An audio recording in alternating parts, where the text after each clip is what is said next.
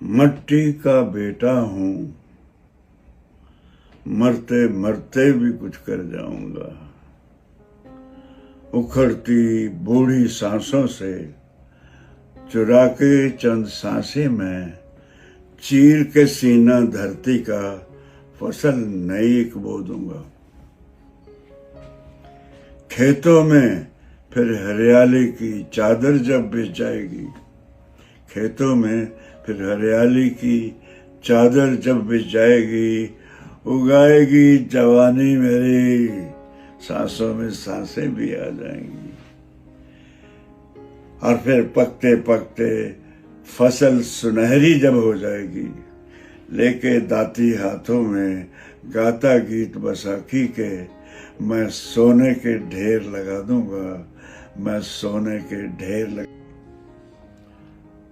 मट्टी का बेटा हूँ, मरते मरते भी कुछ कर जाऊंगा।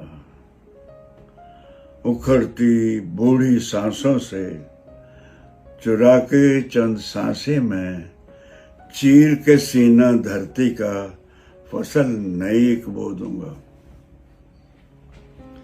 खेतों में फिर हरियाली की चादर जब बिछ जाएगी, खेतों में फिर हरियाली की चादर जब बिछ जाएगी।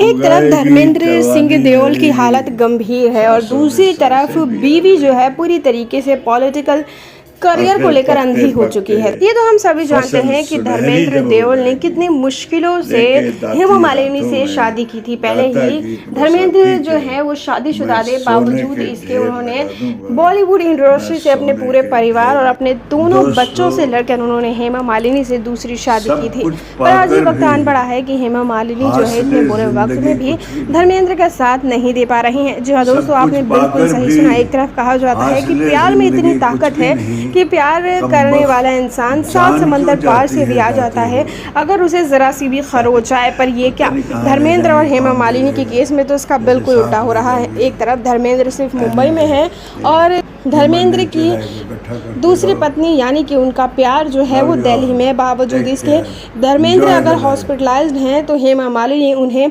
देखना तो दूर, इनके बारे में जानकारी लेना भी ज़रूरी नहीं समझ रहे। तो दोस्तों, क्या ये सचमुच प्यार था या फिर फेम के चक्कर में अंधी होकर हेमा ने धर्मेंद्र से शादी की थी? क्योंकि जब धर्मेंद्र और हेमा की शादी हुई थी उस दौरान धर्मेंद्र देओल जो है पूरे बॉलीवुड इंडस्ट्री में टॉप 5 एक्टर में शुमार थे। तो वहीं धीरे धीरे हेमा मालिनी का करियर जो है वो डूबता नजर आ रहा था और शायद यही वजह रही कि हेमा मालिनी ने धर्मेंद्र के साथ शादी की।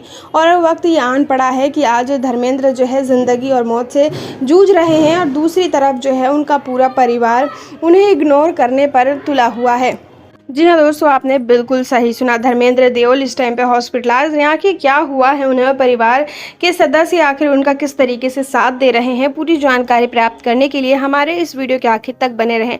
धर्मेंद्र के जीवनी के बारे में मैं बहुत सारी सच्चाई आपके साथ रखने वाली हूँ, तो वीडियो थोड़ी सी लंबी हो सकती है। वीडियो के आखिर तक बने रहें और साथ ही अगर आपको मेरी जानकारी अच्छी लगे तो वीडियो को लाइक और चैनल को सब्सक्राइब जरूर कर लीजिएगा, क्योंकि बॉलीवुड और टॉलीवुड से जुड़ी हर एक अपडेट मैं आपके साथ लगातार शेयर करने की पूरी कोशिश करती हूँ। तो वीडियो के आखिर तक बने रहें। दोस्तों, सबसे पहले हम जानते हैं कि धर्मेंद्र को हुआ क्या है। तो आपको जानकर ये बेहद ज़्यादा हैरानी होगी कि ही मैन कहे जाने वाले धर्मेंद्र देओल जो है इस टाइम पे 93 वर्ष के हो चुके हैं, 93 ईयर्स के हो चुके हैं धर्मेंद्र। और इस टाइम पे अब उम्र का जो तकाजा है वो धीरे धीरे उन पर भारी पड़ रहा है। धर्मेंद्र जो है वो धीरे धीरे बूढ़े होने लगे हैं। धर्मेंद्र की हालत जो है वो धीरे धीरे गंभीर होने लगी है। पिछले हफ्ते ही उनका हार्ट ट्रांसप्लांट कराने के लिए डॉक्टरों ने सजेस्ट किया था, पर उनकी कमजोरी को देखते हुए डॉक्टरों ने कहा है कि मशीन के जरिए अब उनके ऑक्सीजन को सप्लाई किया जाएगा। ये रही एक बात। और अब दूसरी बात आपको बता दें कि जिस फार्म हाउस में धर्मेंद्र रहते हैं वहाँ पर वॉक के दौरान जो है उन्हें गंभीर चोट आई, और चोट भी ऐसी जगह आई है जो कि जीवन के लिए बहुत ही ज़्यादा ज़रूरी है। जी हाँ दोस्तों, आप बिल्कुल सही समझे। हम बात कर रहे हैं धर्मेंद्र की आंखों की। धर्मेंद्र देओल की आंखों में गंभीर चोट आई है, जिसके बाद उनकी आंखों का ऑपरेशन करने के लिए भी डॉक्टरों ने सजेस्ट किया है। एक तरफ उनका हार्ट ट्रांसप्लांट, दूसरी तरफ उनका आँख का ऑपरेशन। और तीसरी और सबसे गंभीर बात यह है कि धर्मेंद्र देओल को हर रात सोने के लिए ऑक्सीजन मास्क की ज़रूरत पड़ती है। दोस्तों, ये सभी चीज़ें देखते हुए धर्मेंद्र को अब फैंस जो है अच्छी सेहत के लिए प्रार्थना कर रहे हैं। लोगों का कहना है कि अब परिवार ना सही पर फैंस जो हैं उनके लिए ढेर सारी दुआएं करते रहेंगे और हमेशा से ही वो चाहेंगे कि उनकी सेहत जो है अच्छी रहे। ये बात अलग है कि उनका परिवार जो है पूरी तरीके से धर्मेंद्र को भूल चुका है। हालांकि जब भी लाइम टाइम की ज़रूरत होती है, जब भी फेम की ज़रूरत होती है, क्या पोता, क्या बेटी और क्या बेटे, क्या बीवी, हर एक शख्स जो है उनके पास लाइम टाइम के लिए पहुंच जाता है और धर्मेंद्र के साथ अच्छी अच्छी तस्वीरें खिंचवा कर सोशल मीडिया पर पोस्ट करके धर्मेंद्र की ढेरों तारीफ कर देते हैं। पर जब उन्हें सचमुच अपने परिवार की ज़रूरत है तब उनका परिवार उनके साथ किसी भी तरीके से है ही नहीं, ना फिजिकली और ना ही मेंटली। दोस्तों, ये सभी चीज़ें देखकर कहीं ना कहीं एक बात तो मैं ज़रूर बोलूँगी, आजकल के ज़माने में मिडिल क्लास फैमिली के लोग कहते हैं कि अगर माँ बाप के पास पैसा हो तो बच्चे भी उनकी देखभाल करते हैं, पर यहाँ तो उल्टा हो रहा है। धर्मेंद्र के पास जहाँ 200 करोड़ से ज़्यादा की प्रॉपर्टी है तो वहीं दूसरी तरफ उनका परिवार जो है पूरी तरीके से उनका साथ छोड़ चुका है।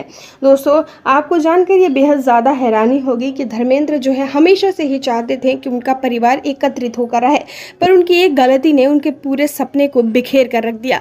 जी हाँ दोस्तों, धर्मेंद्र ने जब दूसरी शादी की थी उस दौरान हेमा मालिनी ने साफ शब्दों में धर्मेंद्र से कहा था कि वो किसी भी तरीके से सनी देओल, बॉबी देओल और उनकी पहली पत्नी को नहीं अपनाएंगी। ये बात सुनने के बाद भी धर्मेंद्र ने इग्नोर किया था और आज इसका भुगतान जो है वो अपने जीवन के आखिरी समय में कर रहे हैं। जब भी धर्मेंद्र अपने परिवार को एकत्रित होने के लिए कहते हैं तो हेमा अपना शर्त याद दिला देती हैं, जिसके बाद धर्मेंद्र जो है वो पूरी तरीके से चुप हो जाते हैं। दोस्तों, कहीं ना कहीं इस बार जो है धर्मेंद्र की दूसरी पत्नी हेमा मालिनी की गलती है, क्योंकि उनकी पहली पत्नी को कोई आपत्ति नहीं है अगर परिवार एक साथ एकजुट होकर एक फैमिली की तरह रहे। कहीं ना कहीं हम ये कह सकते हैं कि धर्मेंद्र की हालत गंभीर है, तो वहीं दूसरी तरफ उनके परिवार के लोग एक दूसरे से मिलना तो दूर एक दूसरे को देखना भी पसंद नहीं करते। दोस्तों, आपको क्या कहना है इस रिपोर्ट के बारे में, प्लीज़ कमेंट करके मुझे अपनी राय ज़रूर शेयर कीजिएगा। दोस्तों, वीडियो लंबी ना हो जाए इसकी वजह से मैं थोड़ा सा फास्ट बोलने की कोशिश कर रही हूँ। अगर आपको थोड़ी सी भी दिक्कत हुई हो तो प्लीज़ मुझे कमेंट करके ज़रूर बताएगा। दोस्तों, ये रही धर्मेंद्र के बारे में कुछ ऐसी जानकारियाँ जो आज सोशल मीडिया पर लगभग हर दूसरा यूट्यूबर देने की कोशिश कर रहा है, पर मैं आपको एक ऐसी जानकारी भी शेयर करना चाहूँगी जिसको शायद ही आपने पहले सुना हो। दोस्तों, आपको बता दें कि धर्मेंद्र देओल का इस टाइम पे अगर कोई साथ दे रहा है तो वो उनके पैसों से खरीदे गए कर्मचारी हैं। जी हाँ दोस्तों, उनका केयरटेकर, उनकी मैनेजर और साथ ही उनका कुक जो है एक परिवार की तरह उनका न सिर्फ साथ दे रहा है बल्कि उनके इस कमज़ोर समय में उनका एक सहारा बनकर खड़ा है। आपको बता दें कि धर्मेंद्र हमेशा से ही चाहते थे कि उनका परिवार एकजुट होकर रहे, पर शायद उनका ये सपना पूरा ना हो सका। बावजूद इसके उनके केयरटेकर्स ने अपनी पूरी फैमिली के साथ एकजुट होकर धर्मेंद्र का खूब ध्यान रखा है, जिसके बाद धर्मेंद्र ने एक पोस्ट में कहा था कुछ टाइम पहले कि जो सपना वो देखते थे वो आज अधूरा रह गया। लोगों को लगता होगा कि मैं बहुत अमीर हूँ, पर मेरी नज़रों से देखो तो मुझसे ज़्यादा गरीब कोई हो ही नहीं सकता।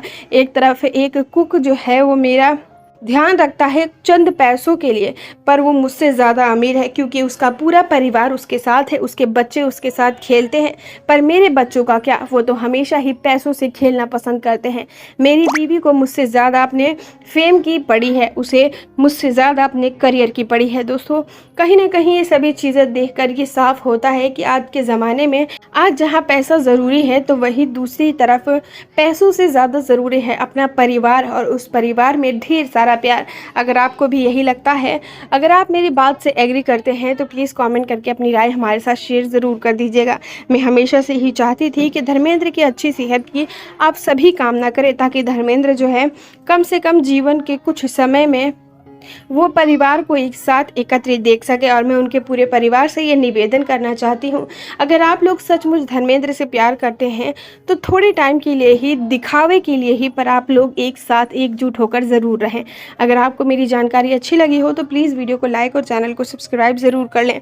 इस वीडियो के माध्यम से जो कुछ भी इन्फॉर्मेशन मैंने आपके साथ शेयर की है वो हमें सोशल मीडिया के माध्यम से प्राप्त हुई है। इस बात में कितनी सच्चाई है इसका पुष्टिकरण हमारा चैनल नहीं करता है और ना ही किसी भी तरीके की अफवाहों को फैलाना हमारे चैनल का उद्देश्य है। हमें अपना कीमती समय देने के लिए धन्यवाद।